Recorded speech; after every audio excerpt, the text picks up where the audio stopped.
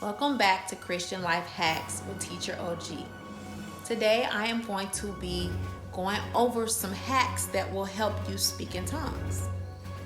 So I've already created a video about speaking in tongues so that you can use it to have victory over temptation. So now I want to make sure that you know how to speak in tongues.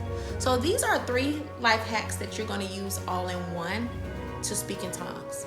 First, don't doubt yourself. Second, don't fear judgment from others. Third, when you first start speaking it, keep speaking it. So let's go back to idea 1. Don't doubt yourself. Well, what is doubt? Doubt is thinking that you can't do something, and it actually prevents you from doing it. So don't think you can't, because you really can. If you know that you have prayed for tongues and you believed in faith that God answered your prayer, and then you put in your work of faith of actually uttering the tongues or making utterance come out, then you have to trust and believe without doubt that you are speaking in tongues. The first word that comes out that is not your language or any language that you speak is speaking in tongues. And you're going to feel, as you're speaking, it's going to feel really powerful.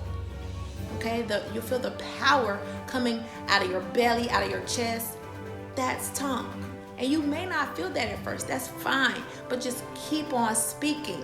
All right? So, here's Christian Life Hack number 2. Don't fear judgment from others about the way you sound. Don't worry about it, because most people don't interpret tongues, so they cannot judge you and say if you're speaking correctly anyway.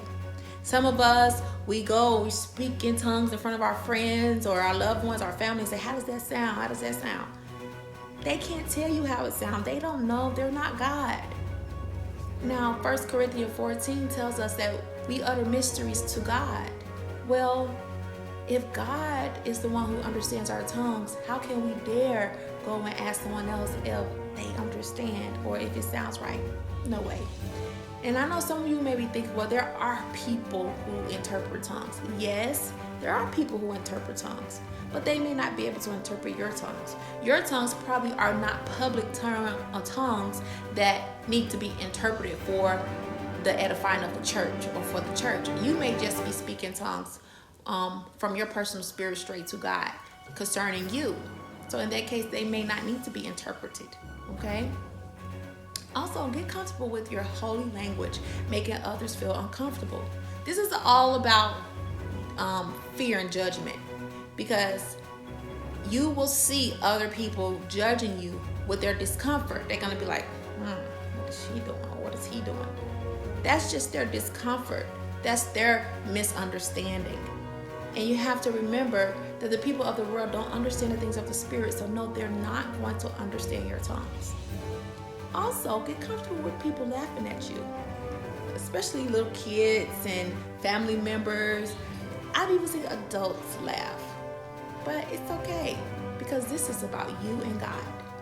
My 3rd Christian life hack on speaking in tongues is, when you do start speaking, let the tongues flow out. They will flow like rivers of water.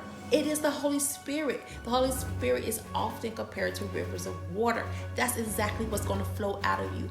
And you just let it flow. You speak until you're exhausted. You may speak until you start coughing, or you may be a little hoarse or whatever afterwards, but that's fine. Speak it, cry it out, shout it out, sing it out. Speak for 5 minutes, 10 minutes. Just keep speaking however long is needed. Just know, your spirit has not spoken to God in the spirit since you've been alive. So there's so many mysteries hidden in your spirit that wants to speak those things to God. Okay? So all of my Christian life hacks for this session came from 1 Corinthians 14. So if you want to go there as a reference, go ahead and do so. But above all, I'm giving you these Christian life hacks because I want you to have victory in your Christian walk. And of course, above all, God gets the glory. So, in Jesus' name I pray that you will have victory in your Christian walk. All right, thank you and goodbye. Please like, comment, and subscribe. It's me, Teacher OG.